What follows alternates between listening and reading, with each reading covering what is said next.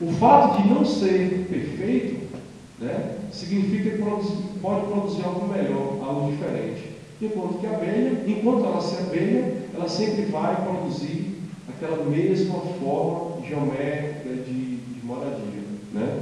Então a abelha não produz, ela reproduz, por isso que ela não trabalha, né?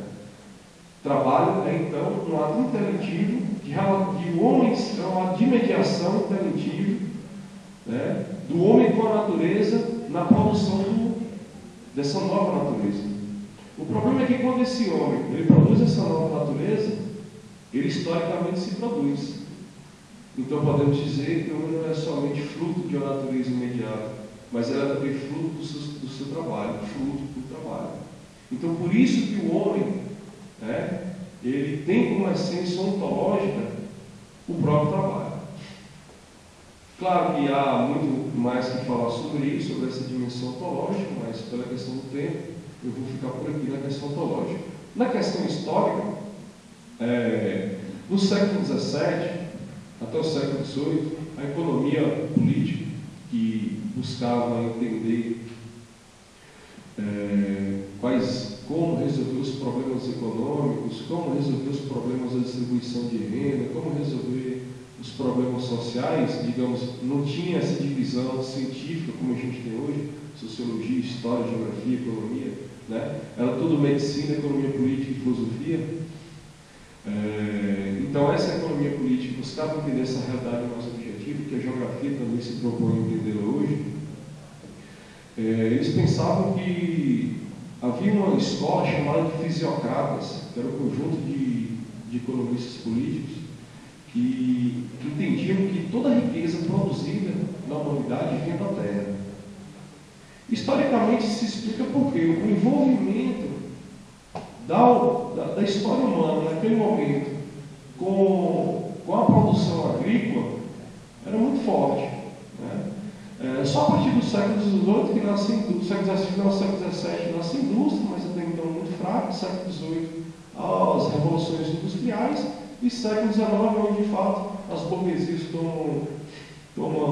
se consolidam como classe dominante e colocam a lógica industrial como uma lógica, né, determinante, né, como uma lógica hegemônica. Então, um cara chamado Adam Smith, ele disse que, olha, a história está mostrando que a riqueza humana não vem da terra, ela vem do trabalho. Afinal de contas, países com poucas áreas agricultáveis são potências imperialistas, como por exemplo a Inglaterra, né? Então, a riqueza das nações, e esse é o título do livro dele, não vem somente da terra, ela vem antes de tudo do trabalho, mesmo que esse trabalho seja desenvolvido na terra, mas ele pode ser desenvolvido na indústria. E quando é desenvolvida a indústria, não precisa da terra. Então, essa tese de Adam Smith ganha muita força, né? Muita força explicativa para aquele novo contexto industrial, novo contexto capitalista daquela época. Tanto é que ele é considerado o pai da economia política moderna, né?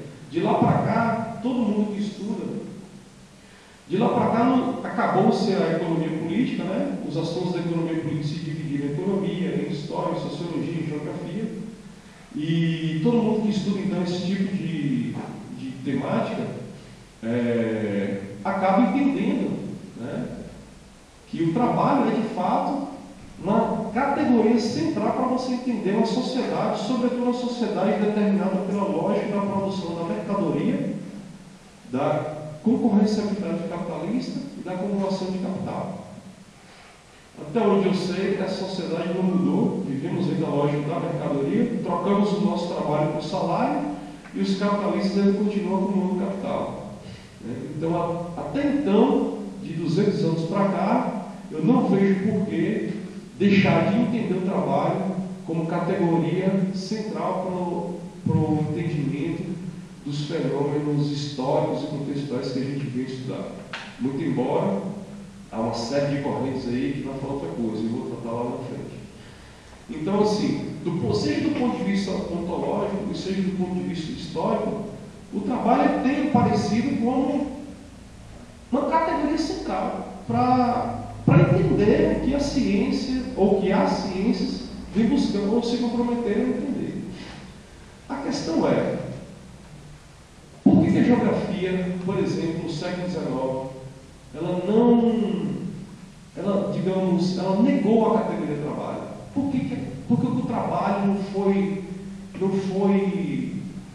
algo central, ou algo, apesar de toda a efervescência do debate, né, toda a efervescência das leituras que se faziam, do debate de burguesia, socialismo, né? Debate esse que perdurou com muita força até 20 anos atrás. Por que a geografia ela se absteve desse debate, essa discussão? Por que o trabalho, né, naquela geografia clássica, ela não representou uma categoria nem central e nem auxiliar, nem secundária, né? De fato, não foi nem citada no século XIX. Por que isso? Esse é o primeiro problema que eu tentei, que eu me detive assim, por quê? Segundo, no início do século XIX, havia as próprias relações capitalistas, né? No momento em que a modo de produção capitalista ele vem acumulando trabalho e riqueza no espaço, isso vai mudando os rumos da história, não só da Europa, como também das ex-colônias, dos países recém-independentes, como no caso do Brasil, que começa a se industrializar no início do século XIX. Né? Havia uma série de acontecimentos históricos, como urbanização, né? A nova dinâmica do mercado mundial, que já havia superado os limites dos oceanos, né? Que já havia feito com que a troca de riquezas e de mercadorias fluísse de forma muito mais intensa entre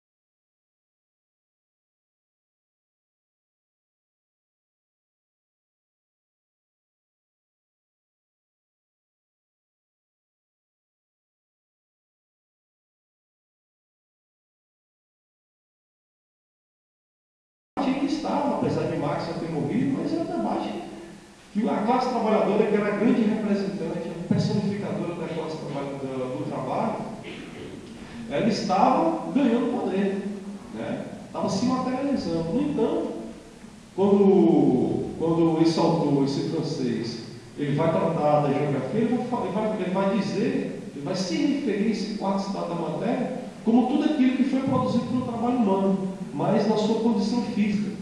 Ou seja, a geografia não descreve mais os ambientes naturais, ela descreve agora os ambientes humanos. O problema disso é que ela continua descrevendo.